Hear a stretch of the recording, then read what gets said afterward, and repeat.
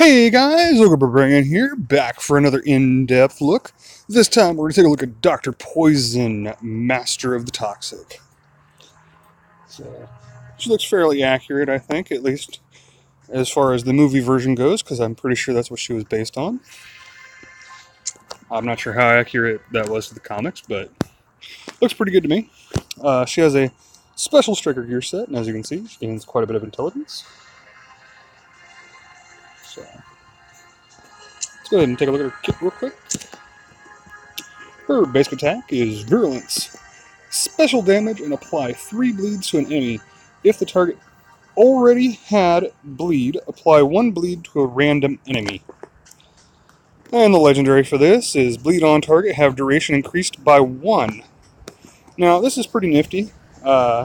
Basically, it gives Dr. Poison 4 turn bleeds instead of 3, like most other bleeds, because it does affect the bleeds that she applies that turn. It can also allow her to stack a lot of bleeds should she get called on an assist or something like that, since they do last for so long. Her second move is Anti-Venom Heal all allies, an additional 2% true heal per bleed on enemy team, max 20%. So 10 bleeds gets you maximum value out of this, and 20% true heal is nothing to sneeze at. So it's a pretty good heal. And the legendary for this is a cooldown -1. And it already has a pretty low cooldown as it was. I believe it was 2 to start with, and it goes down to 1.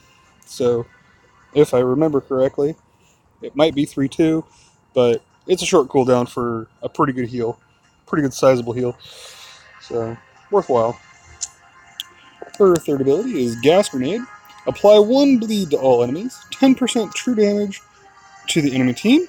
Additional light special damage to enemy team per bleed on enemy team. This does okay damage. The additional light special damage isn't a lot, but it can increase based on the number of bleeds, so that's worth mentioning. And then the legendary for this is apply 2 heal immunities to random enemies. And I'm not going to lie, typically it's the same enemy. It does occasionally go to different enemies, but typically it's the same enemy. And then her passive, at the end of her turn, 61% chance to all enemies to take 1% true damage per bleed on the enemy team with a max of 30%. Now, 61% is a pretty decent chance. It's not great, but it's a decent chance.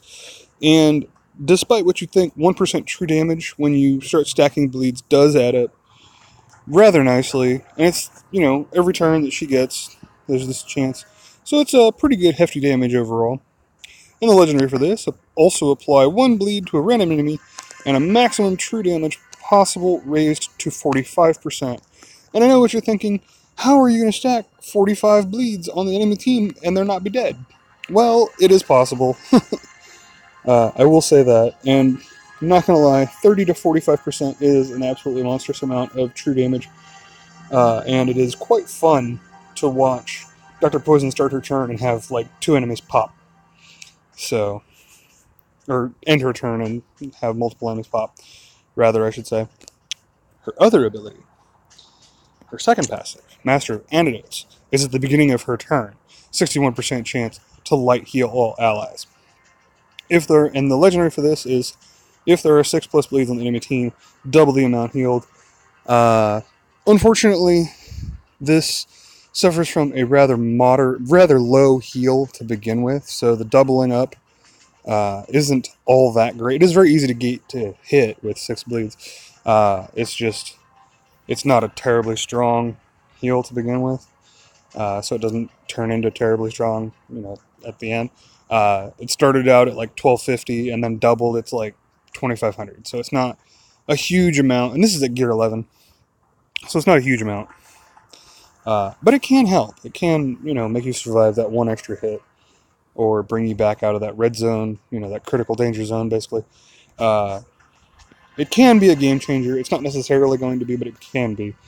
So, the ability itself is worthwhile. The legendary upgrade, not so much. But, you know, that's to each their own, I guess. And obviously she is worth taking the L5, because that ability is worthwhile. Like I said, I have had it save my skin more than a few times. So, but as far as legendary order, I think her gas grenade is pretty darn good. Being able to apply a couple of heal immunities. And then probably her virulence after that. To increase duration +1. I know it doesn't make them permanent like Black Manta can, but at the same time, it is her basic attack. And just being able to increase the duration by 1 can sometimes be enough. Like, they don't have to be permanent, that's the thing. Keep in mind that a bleed is, 3% true damage, and every turn that they tick, they do 3% true damage per bleed. So if you increase 4 bleeds by 1 turn, you're getting an extra 12% true damage. So a lot of times you don't need them to be permanent, but that 1 extra turn can make a difference. So I think this is going to be your second upgrade. I think this is probably your third upgrade, because the cooldown, it's already a small cooldown, but having additional cooldown is pretty good. And I think this will be your fourth upgrade and your final upgrade. That's how I feel about it. Let's go ahead and take a look at some team comps for the good doctor real quick. So the first one I got for you is one that I like to use every now and again when I can. It's designed around having Chemo with a taunt, because his passive applies bleeds whenever he gets hit. Same as Poison Ivy's. If you have the legendary upgrade on her, she also applies bleeds whenever she gets hit. Constantine will hopefully be invisible pretty much the whole match. And then you're using Poison Ivy and Dr. Poison to keep Chemo alive, along with his basic attack, granting himself mends. He should be able to sustain fairly nicely with all of that. And you're literally relying on your bleeds to do the work for you over time. You're not trying to win quickly with burst damage. You're literally trying to out-sustain and just slowly drain your opponents out. So prepare for a long match, but it is a lot of fun to use this team. So, second team I got for you. We've got Aquaman, Bizarro, and Chemo again. And that's because Chemo actually pairs really nicely with Dr. Poison, because he stacks bleeds fairly nicely, as does Bizarro. And Aquaman is mostly there for his stun and the little bit of sustain that he can grant with his crit immunity. It's pretty nice. Does allow you to set up rather nicely. He also has a lot of meter control, and between that and Chemo's slow speed downs, you can get pretty good advantage with that. And then Bizarro also has speed downs in his kit with his stun, so you can get a pretty good advantage there going. And basically, you're just wanting to get Dr. Poison to take as many turns as possible, so that her passive will eventually tick up, and you'll true damage them out, and they'll bleed out eventually on their turn too. Again, more control teams. And third one I got for you. We're going back to Constantine, because he's a good leader for Dr. Poison. He gives intelligence downs and applies bleeds, and Dr. Poison cares about both of those things, so she's special damage and applies bleeds if they're bleeding. Additional bleeds, rather, if they're bleeding. And then we got Silver Banshee and Lobo. And the idea with this one is that John Constantine and Silver Banshee are going to be invisible for the majority of the match, hopefully, allowing Lobo to taunt even while not taunting. Hopefully. You got Dr. Poison there to hopefully heal up the team if need be. If Lobo does die, you got Constantine applying all the debuffs to the enemy. You also got Silver Banshee applying some buffs to your team to, help boost them through to the next big wave, and hopefully Lobo will be able to take that brunt of the damage for you guys. And, if he does die, he revives. So, kind of triggers off some good abilities on the enemy as well. So hopefully, it's not necessarily a great one because of the way PvP is designed right now with the 3-star system. But it can win matches that it shouldn't sometimes, depending on how your RNG goes with Lobo and the invisibility on Banshee and Constantine.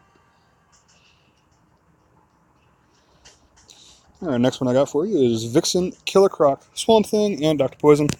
And the idea with this one is that they all have a way to sustain themselves, assuming you have the legendary on Killer Croc to allow him to sustain himself. But then you also have Swamp Thing and Dr. Poison to sustain the team as well. And you're just looking to out-sustain your opponent, and Vixen and Killer Croc are there to kind of deal with taunters as need be. You got Swamp Thing and Dr. Poison that can apply heal immunity. Killer Croc can apply buff immunity, and Vixen can strip off immunities as well. So you got some good, nice pieces of interaction there, I guess, is the way to phrase that. And you got some good sustain as well. I'm pretty sure this is the last one I got for you. And this one is all about stacking the bleeds as fast as possible. You got Constantine, Siren, Black Manta, and Dr. Poison. And the idea, again, is that Siren and Black Manta are the absolute two top of the line. Stack as many bleeds as possible while using their basic. If Siren procs her extra attack, she can stack up to 9. Black Manta, if he has his legendary, can stack up to 8. Constantine can call an assist if he's invisible on his basic while adding 3 bleeds, which will allow the others to all stack a lot of bleeds really quickly. And with so many bleeds being able to stack so quickly, you're hoping that Dr. Poison's passive is going to proc at least once or twice and just win you match that way. And if it doesn't, well, they still have a ton of bleeds on them, and they will eventually die. And I'm pretty sure that was all I had for you. I don't think I got the 6th one. Couldn't really come up with anything. So that's all I got for you. As always, leave a comment, like, subscribe, follow us at social media, whatever it is, Facebook, Twitter, Patreon /WROL broadcasts, and we'll see you next time. As always, enjoy and grind on.